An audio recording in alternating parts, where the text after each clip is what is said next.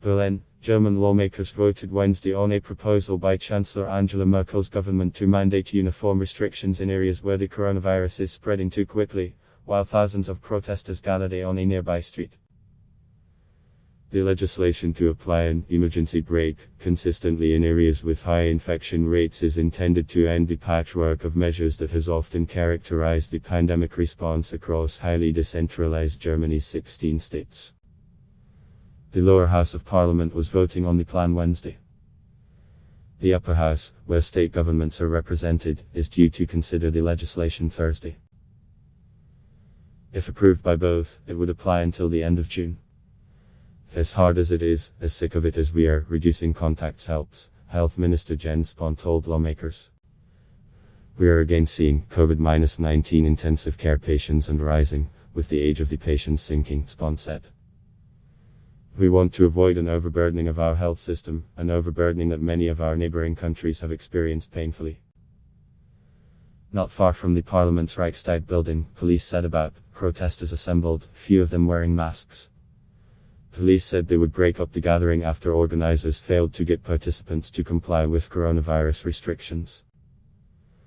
There are some people out there today on the streets of this city who say it isn't serious and there's almost nothing going on, Vice Chancellor Olaf Scholz said in Parliament. Yes, something is going on. People in this country have died, and you can't talk past or overlook that.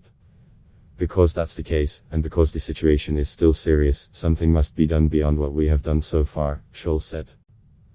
And what we need now is clarity and consistency for what happens when the infection rates rise too much. The proposal features plans to impose a 10 p.m. -5 a.m.